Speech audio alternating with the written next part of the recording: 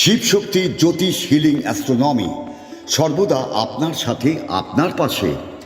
জীবনে প্রত্যেকটি সমস্যার সমাধানে মা কালী ও ভগবান গৌতম বুদ্ধের সাধনায় সিদ্ধিপ্রাপ্ত গোল্ড মেডেলিস্ট জ্যোতির্ময়ী সুতপা বোস, ভাগ্য বিশারদ, astrologer, tarot reader, crystal, Lama Fera healer, শিশু কাউন্সিলিংয়ে দক্ষ এবং অনুমোদনপ্রাপ্ত। বৈবাহিক সমস্যা, প্রেমের সমস্যা, সম্পত্তিগত সমস্যা, আর্থিক সমস্যা, শারীরিক সমস্যা, শিক্ষায় এগিয়ে যাওয়ার ক্ষেত্রে বাধা বা সমস্যা, সকল সমস্যার সমাধানে আপনার পাশে জ্যোতির্ময়ী সুতপা বোস। শিবশক্তির জ্যোতিষ হিলিং অ্যাস্ট্রোনমির কর্ণধার সুতপা বোস, যিনি কুণ্ডলী বিচার এবং লামা ফেরা হিলিংয়ের দ্বারা জীবনে প্রত্যেকটি সমস্যার সমাধান করেন। মা কালী ও ভগবান গৌতম বুদ্ধের সাধনায় সিদ্ধিপ্রাপ্ত জ্যোতির্ময়ী সুতপা বোস। তিনি বসছেন শ্রীরামপুর, চন্দননগর ও ব্যান্ডেলে। তার সাথে যোগাযোগ করতে ফোন করুন 8240964923, বাংলায় 8240964923।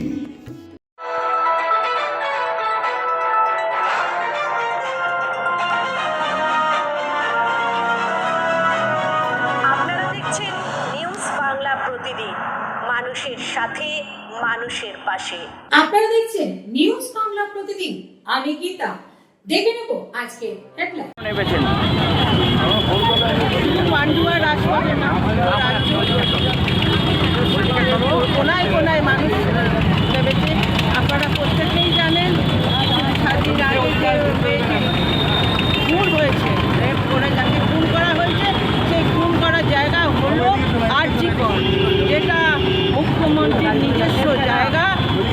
উনি কর্মরত অবস্থায় ওই মেয়েটিকে ওনারই লোকজন খুন করে ওখানে রেপ করে খুন করেছে।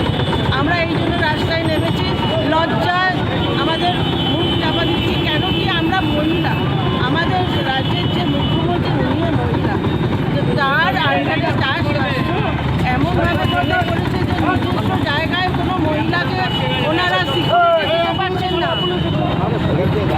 আমাদের মেয়েদের কোনো সিকিউরিটি নেই। আমরা কোন রাজ্যে বাস করছি?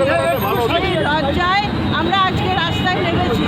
আমরা বলতে বাধ্য হচ্ছি যে আমাদের যে লক্ষ্মী ভাণ্ডার, এই লক্ষ্মীদের নিরাপত্তা কোথায়? আচ্ছা, আপনারা একটু সাইডে চেপে যান। আমরা 8 ঘন্টা আমরা দিনরাত এই রাস্তায় নেমে দেখলেন 14 তারিখ রাত 12টার পরে। আচ্ছা, ওই মিছিলটা আসছে কই বলছেন? কংগ্রেসের তরফ থেকে কি চাইছেন? আমরা কংগ্রেসের পক্ষ থেকে মুখ্যমন্ত্রী যদি আমাদের না বিচার দিতে পারেন, আমাদের জাস্টিস না দিতে পারেন, উনি পদত্যাগ করবেন। আমরা মহিলারা সুরক্ষিত নই। আমরা ওনার শাস্তি চাইছি। আগামী দিনে যদি এর কিছুদিনের মধ্যে যদি এর বিচার না হয়, বৃহত্তর আন্দোলনে আজকে বুকের কাছে রাজ্য সরকার ঘোষণা হয়েছে। ও বারবার করে বলছে রাজ্য সরকারের যে তদন্ত প্রক্রিয়া ছিল তদন্ত প্রক্রিয়া করতে পারেনি জন্যই তো ভর্সনা হয়েছে। উনি নিজেই বলছেন নির্যাতিতার ফাঁসি চাই। ওনার মঞ্চ থেকে ওনাকে বলছেন মুখ্যমন্ত্রীর ফাঁসি চাই। আপনারা কি বলবেন? মানুষ কি বলবে? তাহলে এর জন্যই তো মানুষ বিচার চাইছে, আর কিছু না। মানুষ বিচার চাইছে, জাস্টিস চাইছে। মন্ত্রী নিজেই কোন রাজ্যে আমরা বাস করছি যদি একটু বলে দিন। বুকে প্রতিবাদ মিছিল করলো, তার দেখা দেখি কংগ্রেসও, মহিলা কংগ্রেস, মাদার কংগ্রেস তারা নামলো। নেবে বললেন যে মুখ্যমন্ত্রীর পদত্যাগ চাই। কি বলবেন আপনি পান্ডুয়ার মানুষের? যাদের সঙ্গে লোক নেই তারা আবার পদত্যাগ চাই, কী লাভটা করবে? মমতা বন্দ্যোপাধ্যায় বাংলায় আসার পরে বাংলায় শান্তি ছিল, শান্তিও আছে। একটা দুর্ঘটনা ঘটেছে, তার জন্য মমতা বন্দ্যোপাধ্যায় প্রথম ফার্স্ট প্রতিবাদ করেছে। রাস্তা কাউকে দেখা যায়নি। মমতা বন্দ্যোপাধ্যায় এবং অভিষেক বন্দ্যোপাধ্যায় বলে দিয়েছিলেন যে একদিনের মধ্যে তদন্ত করে অবিলম্বে তাকে ফাঁসি দিতে হবে। লক্ষজনক ঘটনা ঘটেছে, আমরা দুঃখ প্রকাশ করছি। নারকীয় ঘটনা ঘটেছে সেটা আমরা দুঃখ প্রকাশ করছি, কিন্তু আমরা তার সঙ্গে আমাদের মুখ্যমন্ত্রী বলেছেন যে অবিলম্বে তার ফাঁসি দিতে হবে। অভিষেক বন্দ্যোপাধ্যায় বলছে এরা ধর্ষক, যারা ধর্ষক করে মেরে দিয়েছে, প্রমাণ করতে পারে তাদের এনকাউন্টার করে মেরে দিত।